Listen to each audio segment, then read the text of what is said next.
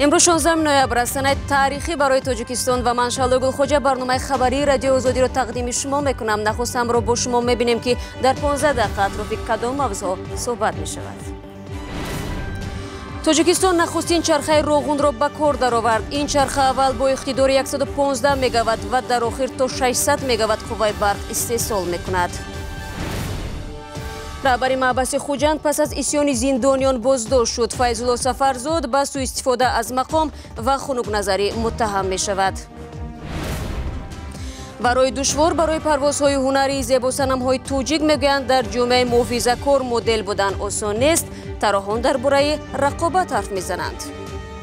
چهره زیبا دارند دخترای تاجیک و سیمای زیبا دارند و آنها میتوانند همچون فوتو مدل کار کنند. همین لحظه ها در شهر روغن مراسمی با تنتنه به استفاده دادن چرخه اول نیروگاه برقی آبی روغن ادامه دارد. با مساعدت تلویزیون تاجیکستان همین حالا شما طریق آزادی ویدیو کانال رادیو آزادی در یوتیوب امکان تماشای مستقیم این مراسم را دارید. طوری گفته می شود در جریان افتتاح چرخه اول نیروگاه مهمانان زیاد داخلی و خارجی، خبرنگاران، مقامات عالی تاجیکستان در مجموع 10,000 نفر اشتراک دارند. سربند آبانبار روغن با 335 متر بلندترین در قطب جهان به حساب می رود. روغن با اقتدار 3600 مگاوات کلانترین نیروگاه برقی آبی در آسیای مرکزی خواهد بود. تنها مبلغ ساختمان سدی اساسی نیروگاه به 1 میلیارد و 950 میلیون دلار حساب شده است.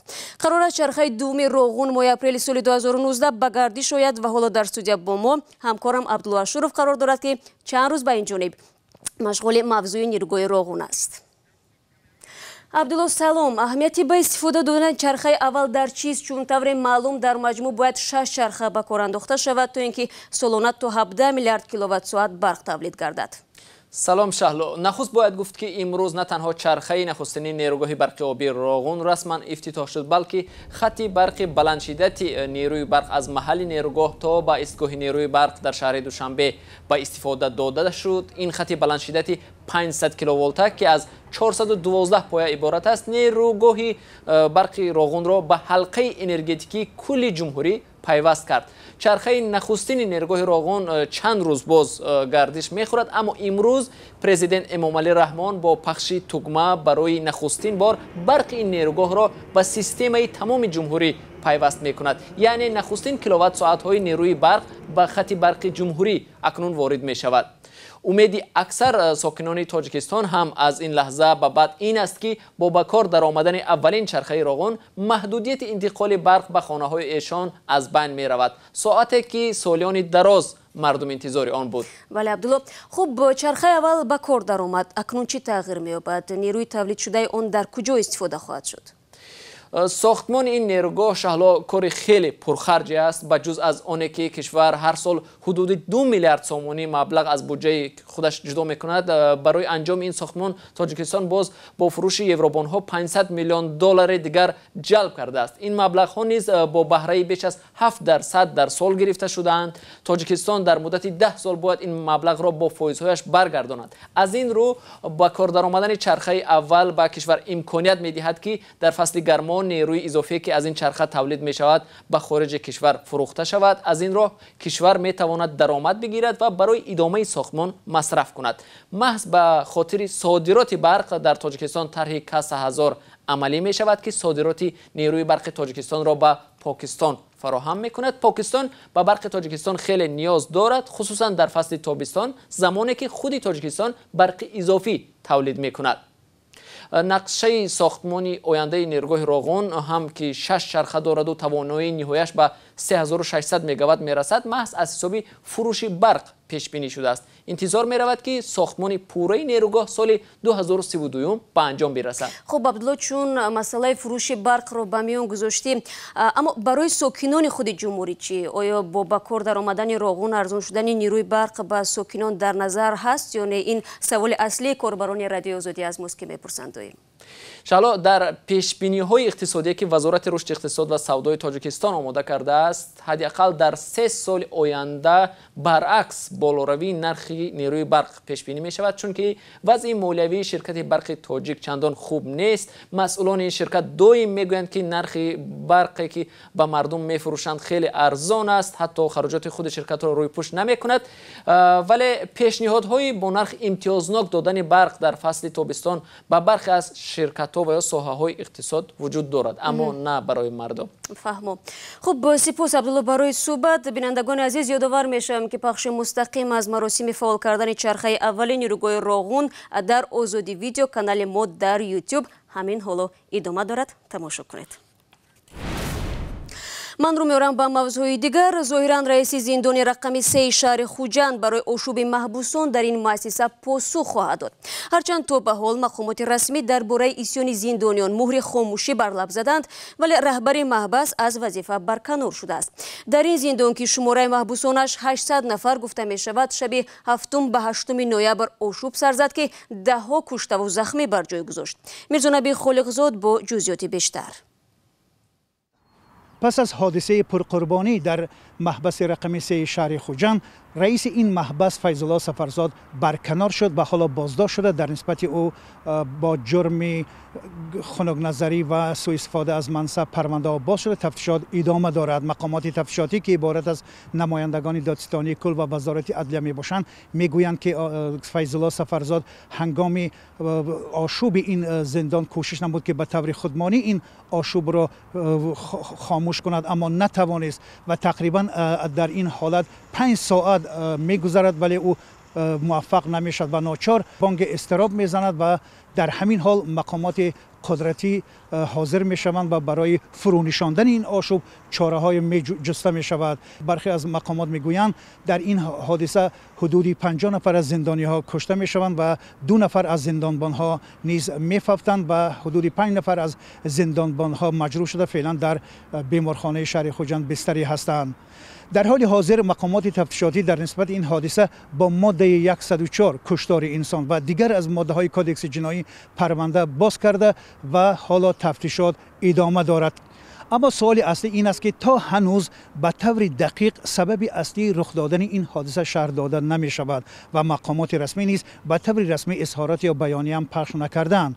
اما یک نکته برای ما معلوم است که شب بعد از این حادثه، یعنی صبح بر وقت 8 نوامبر، در یکی از سامانه های دولت اسلامی یعنی گروه داعش این خبر پخش شد که یکی از نماینده های این گروه در این محبس کار را به اینجا کشانیدند. اما تا هنوز به سوالهای اصلی که 10 سوالهای جای دارد که هم از طریق شبکه‌های اجتماعی اینترنتی و هم از طرف روزنامه‌نگارا و کارشناسا روی زبان هاست، اما هیچ پاسخ دریافت نشده است و طور یک نماینده مقامات تفتیشاتی بدون میکروفون در صحبت با رادیو آزادی گفت تنها پس از انجام پره این تفتیشات آنها به مطبوعات خبر خواهند داد. میرزا نبی خالقزاد گزارش میداد. یک منبع در ریاست اجرای جزای وزارت عدلیه بر رادیو آزادی گفت بر اساس تفتیشات معلوم کرده شده است که سرکرده های اساسی آشوب در محبس اصلا 2 محبوس این زندان سوبیدین خوجه و عمر ریزویف بودند که برای دامن زدن وضع محبس زندانی های دیگر را دعوت کردند.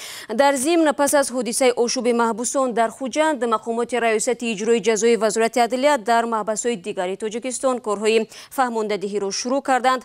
از روز 12 نوامبر به این طرف مقامات در زندان رقم 4 در محبس یوان، قرغانتپه و دیگر محبس و بازداشتگاه ها با زندانیان ملاقات نموده و به سؤال و حرفهای آنها گوش دادند. شما برنامه خبری رادیو آزادی رو تماشا دارید. فرزند بازیگر معروف پامیر دوشنبه گنادی چریفچنکو سرمربی دسته آرسنال تعیین گردید. دستپرور فوتبال توجیک ایگور چریفچنکو در این وظیفه الگ کونونوف را که چند روز پیش سرمربی تیم اسپارتاک مسکو تعیین شد عوض نمود. ایگور چریفچنکو تا سال 1994 در پامیر بازی کرد و 2 سال عضو دسته منتخب ملی تاجیکستان بود. ایگور چریفچنکو زاده تاجیکستان بود، در دوشنبه به کمال رسیده است. او مثل پدرش در خط دفاع بازی میکرد و سابقه فوتبال بازیش رو سال 1992 در دسته پامیر دوشنبه آغاز کرده است. Черевченко аз соли 1996 то 2001 дар ҳайати Локомотиви Москав, баъдан дар Торпедаи Москав ва Аланияи Владикавказ бозӣ кард. ӯ дар ҳайати Локомотив 4 бор ҷоми Русияро ба даст оварда ҷоизадори бисёр каратаи қаҳрамонии Русия гардидааст. Вай баъди анҷоми бозӣ аз соли 2008 ба ҳайси мураббӣ дар Локомотив кор мекард. Локомотив таҳти раҳбарии ӯ ба комёбиҳое ноил шуд ва аз ҷумла ҷоми футболи Русияро ба даст овард. барномаи хабарии радио Озодиро идома медиҳем. Озмунҳои зебоии ҷаҳон ва орзуи соҳиби тоҷи зебоӣ шудан шумораи моделҳои тоҷикро дар ҷомеаи муҳофизакории тоҷик бештар кардааст. Ҳарчанд дар Тоҷикистон бизнеси моделҳо васеъ ва даромади онҳо аз кор дар бозори рекламаву тафриҳ чандон баланд нест, аммо боз ҳам зебосанамҳои тоҷик орзуҳои баландпарвозона доранд. Дар ин бора Зарангези Наврӯзшов ва Шаҳлои Абдулло гузориш медиҳанд. Наша страна она исламская, и у нас ҷомеаи мо мазҳабист, ба монеҳои зиёд дучор меоем. зебоии худододӣ василаи даромади Фотима аст. Коре ки дар ҷомеаи мазҳабии Тоҷикистон на барои ҳама мақбул аст. Они всегда будут. Одамон ҳамеша дар бораи якдигар мегуфтанд, мегӯянд ва хоҳанд гуфт. Ин табиати инсон аст ва касе инро тағйир додан наметавонад. ҳамвор сохтани роҳ ба сӯи парвозҳои ҳунарӣ барои моделҳои тоҷик душвор аст. Фотима мегӯяд, дар канори ҳадафҳои бузург ин душвориҳо кӯчак менамоянд. ҳозир ҳатто ман агар рӯймол баста дар хона шинам, боз ҳам дар бораи ман суханӣ пайдо мекунанд. Фотима ҳоло ба монеҳо бетафовут аст, чун таваҷҷӯҳ ба онҳо метавонад ӯро ноком кунад. маротибаи аввал дар Қазоқистон вақте гуфтанд ки бо бикини бояд рӯи саҳна бароям, ман рад кардам. Бароям ногувор буд, аммо ин дар озмунҳои байналмилалӣ аз шартҳои асосист. Ба ин васила ту тани бенуқси худро намоиш медиҳӣ, дар акси ҳол баҳои паст мегирӣ.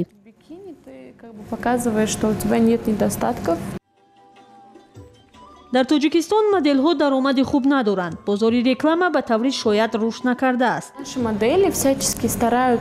моделҳои мо ҳам ба ин хотир хеле кӯшиш мекунанд ки дар озмунҳои хориҷи кишвар ширкат кунанд, чун дар чунин озмунҳо намояндагони бренду ширкатҳои маъруф ширкат мекунанду барои худ чеҳра меҷӯянд. Фотима Маҳмадалиева мехоҳад бренди Victoria's Secretро муаррифӣ кунад. ӯ бовар дорад ки расидан ба орзуяш имконпазир аст. ин албатта орзуи ғайривоқеӣ нест, дастёбӣ ба он мумкин аст. Фақат бояд корро шурӯъ кард. Ман умед дорам ки оянда ба ин даст меёбам. моделҳои тоҷик ба фарқ аз ҳампешагони хориҷии худ маблағи ночиз ба даст меоранд ки харҷи онҳоро рӯйпӯш намекунад. моделҳои навкор бо тарғиби молу маҳсулоти ширкатҳои маҳаллӣ дар Тоҷикистон моҳона то $300 ва $400 ва моделҳои шинохтаву касбӣ то $1000 ба даст меоранд. духтарони модели тоҷик озмунҳои ҷаҳониро пойгоҳи тарғиб медонанд. аз ин рӯ тамоми талошашон роҳ ёфтан ба онҳост. духтарое ки қадду қомати зебо доранд, ҳусни зебо доранд, вале шароити ки ба дига шаҳрҳои аврупою ба дига тарафҳо рафтан шароит надоранд. баъзеҳо ҳастанд ки шароите ки ҳастанд ки аз тарафи агентствои модели таклиф мекунанд, онҳо мераванд. ба қавли Хуршед Сатторов, тарроҳи маъруфи тоҷик, аксари духтарони зебои тоҷик ба иллати пойбандӣ ба муҳити суннатӣ модел намешаванд. чеҳраи зебо доранд духтарои тоҷик ва симои зебо доранд ва онҳо метавонанд ҳамчун фотомодел кор кунанд, вале дар бозори ҷаҳонӣ мо ба рақобат омода нестем. моделҳои тоҷик дар шабакаҳои иҷтимоӣ фаъол шудаанд. ин шабакаҳоро ки метавонанд як нафарро дар якшаб маъруфи дунё гардонанд, роҳи расидан ба саҳнаҳои ҷаҳонӣ медонанд. ва Покистон рӯзи 15 ноябр гуфт ки нирӯҳои амнияти 5 сарбози Эрон аз гурӯҳи 12 нафареро ки як моҳ пеш дар назди марзи муштараки ду кишвар рабуда шуданд озод карданд. масъулияти рабудани сарбозони амнияти Эрон бо шумули узви сипоҳи поздорони инқилобро гурӯҳи тундрави ҷайш ал-Адл бар дӯш гирифт. با امید خبرهای خوب برنامه امروز خبری را پایان میرسانیم. بار دیگر همه شما را با کار انداختن چرخه اول نیروگاه روغن تبریک میکنیم و منتظر ادامه ساختمان میشویم. با سپاس به همه آنهایی که در این 15 دقیقه ما را همراهی کردند. فردا صبح خبرهای تازه در پیش است. تا آن دم وبسایت آزادی و آزادی ویدیو کانال ما در یوتیوب در خدمت شماست. تا فردا خدا نگهداری هر یک شما.